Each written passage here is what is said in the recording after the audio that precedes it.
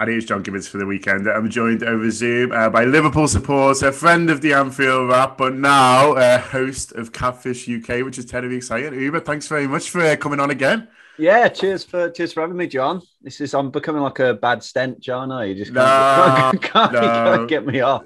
I mean, you strength to strength. You are arguably my most famous friend. Who is Steven Gerrard now? Do you know what I mean? I heard you speaking to Chris O'Dowd. That'd be ridiculous. Like, come on. I mean, I'm well up for bigging myself up, but I mean, no. I mean, no, even though I do exaggerate some of my celebrity friendships, I'll be honest. Do you know what I mean? Steven hasn't texted for a while. I think he won't be pushing it to call Chris O'Dowd a mate. No, he is definitely a mate. I know that. I'll take your word for it. I've heard you say it. You're a man of your word, Mr. Gibbons. But it's great though, isn't it?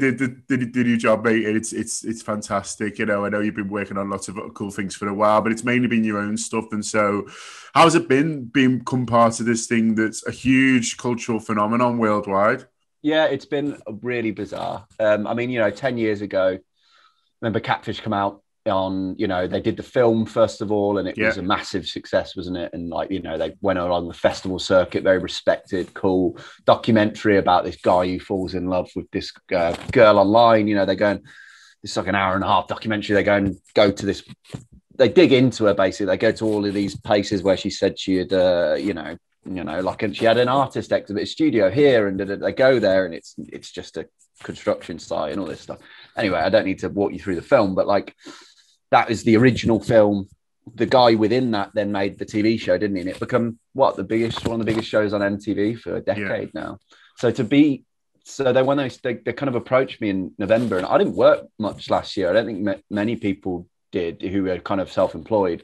And to have that kind of them approach me and ask me to come and they're doing a UK version. They want me to come and do a screen test for it. I've never done anything like that ever. I've never done a screen test before. So yeah, it's mad. To be honest, when I normally make films for the internet and stuff, I normally do. There's 5 of us stood around larking about, piling into whoever's got a car or do a taxi or whatever. But now it's there's 20 people, all around you doing all these different jobs. It's its own beast, mate. I'm as shocked as my parents are. No, but I genuinely love the show. We've got it on all the time. I think it's really well formatted. And how is it taking on something like that they have just sort of nailed? Really thinking I want to put our own spin on it, because there's 2 hosts, isn't there? We should sort of mention that, and you guys will want to put your own spin on it. But at the same time, everyone really likes it. It's really boss. So it's maybe you just do it the same. So just call myself Neve. Well, yeah, I have done a deed poll, and now I am called Steve Shulman. But no, I mean to be honest, I grew up watching Catfish with my 5 brothers and sisters, or learning about the internet and deception, and still, whenever I go home, it's on. And so it's its own. It's a great show. It's amazing. It's an amazing show. The amount of moments, iconic moments in it, and so there's obviously an expectation of what Catfish is, but I think that the show that we're making right now couldn't have been made when they started making it. The first episode, for example, is some of the most sophisticated. I mean, I would have fallen for it 100%. This single mother, been out of a relationship for a couple of years, started talking to this guy online, and she's video called with him. And and as soon as someone said, "But we're video calling right now, aren't we?" You trust that. It feels reliable. But I mean, I don't want to ruin it for anyone, but the first episode's out this Wednesday, 23rd of April, 9 p.m. MTV. But what I thought you could trust a video call, maybe let's just say that you can't. So in an age of deep fakes and kind of where it's the technology to deceive online is so sophisticated and available to anyone. This is it's not hard to grab. Everyone can use filters. Everyone can use all these different things. So I guess what I'm trying to say is a lot of what people like about the show is 100% intact. But the vibe between me and Julie, who's amazing, Julie Adenuga, the co-host with me, our relationship, I love being on camera with her, and that whole thing has been amazing, kind of getting to know her and becoming a genuine friend of hers. But otherwise, just like there is so much going on now that couldn't have, when Catfish begun, didn't exist. So I feel like now is the right moment for this to happen also. How did you find it with the people sort of on the shows, if you like? Because, you know, we know each other pretty well, and I know that when you've done stuff around, the recent series you did when you were doing things for people and trying to sort of help people effectively, that you do get quite emotionally involved with the people who you're sort of working with. And I guess that can be like a blessing and a curse in this situation. Like, so I'm sure it really comes across in the show that you know, your heart goes out to these people, especially, you know, when it does go wrong. But then at the same time, it must be quite hard to be like, okay, see you later. Yeah, I know. Which you sort of need to, really. I know. No, you're so right. It's such a good question, because it's like, oh, mate, like the amount, the people invite you into their homes, and then they're like, oh, come here, and here's this relationship I've been in for the past 3 years with someone I've never met. Like, and so to, like, for example, we had this girl in Leeds who, you know, she built her whole self-esteem around this guy, and you know, it wasn't quite kind of, she's obviously the punching bag of her friendship group, but you know, you go in and she's kind of naive, I'm trying to say, and like me and Julie are there, and we're kind of like, the last thing that happened is we spoke to her mom on the phone, and her mom was like, I'm sort of like handing her over to us in this weird way, and it was like, what I'm trying to say is, it's impossible not to get, you'd have to be a sociopath not to get emotionally involved with these people, like to really care about them, or to think that, you know, to get really frustrated with them. Equally that, you know, you get these people who kind of, who maybe mislead you as well along the line. And it's an unusual kind of place to be in for 5, 6, 7 days of your life. All of a sudden you're so intimate with this person. And then, as you say, you go through this transformative experience with them, and then you're like, yeah, all right, see you, mate. And, you know, there are lines, like, it's a professional environment. There are lines. And that's something I've had to kind of get used to, whereas like on my normal films, I'd be like, keep in contact with the person, check in on them, all this stuff. With Catfish, there is a whole structure built around supporting these people, like a professional structure. And my job is as kind of the host of the show is to be like, right, handing that over to a whole department of MTV whose job it is now to make sure that for the next 18 months, 2 years, this person has the support they need. So it's hard, but I'm getting used to it. Like Julie, my co-host, she's got very famous brothers.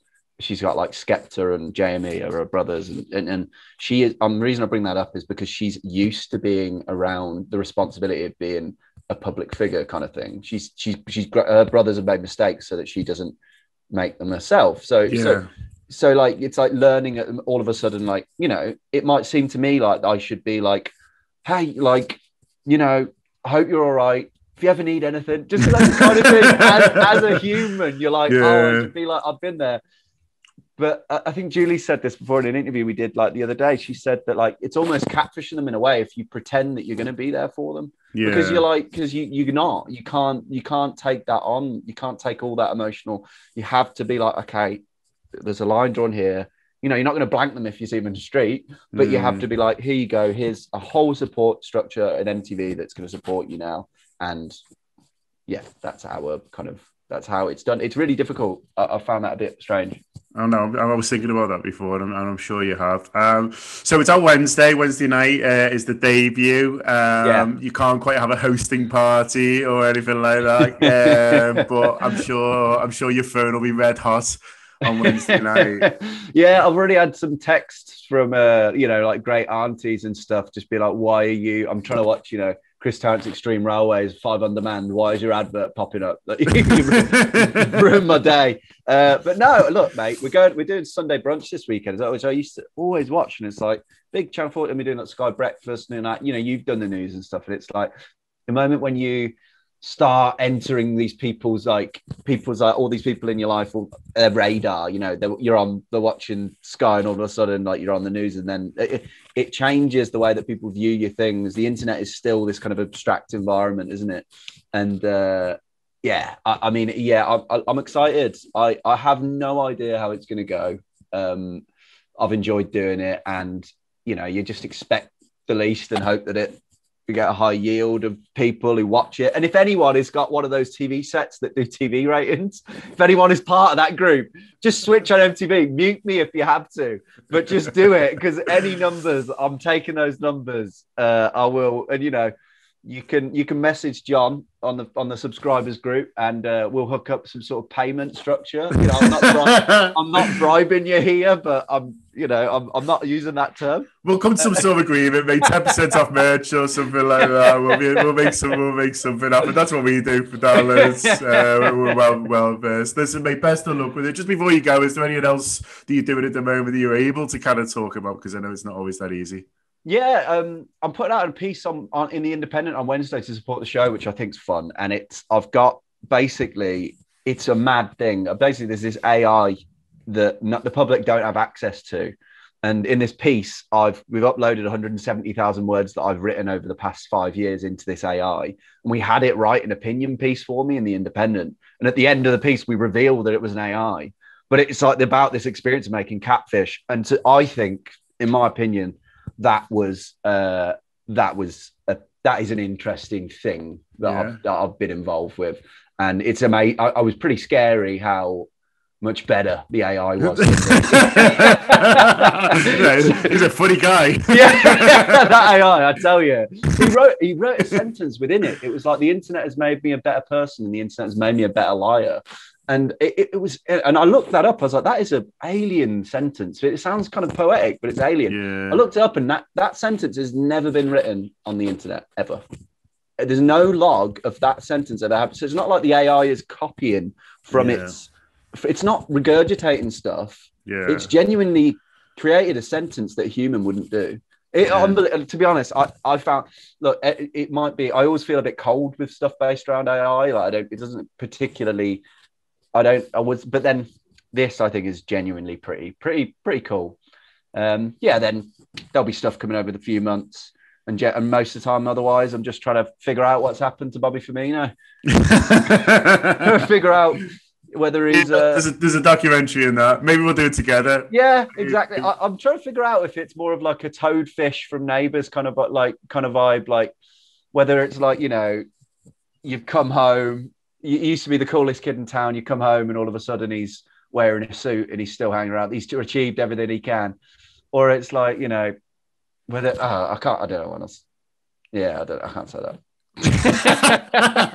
No, I mean, first time I've heard of this, if we know, compared to Toadfish from Neighbours. Well, he used to have his ponytail. He's a fun-loving guy. Everyone, and I'm with it. I was with you on the journey. I came on the train for the ride, all of it, all the bumps and all. Listen, Oobah, top man, hope it goes well. Best of luck with it, and yeah, you could end up doing. I'll get you on for series 10. Cheers, John. Yeah, I'll be back. I'm going to be like a bad stench, as I said.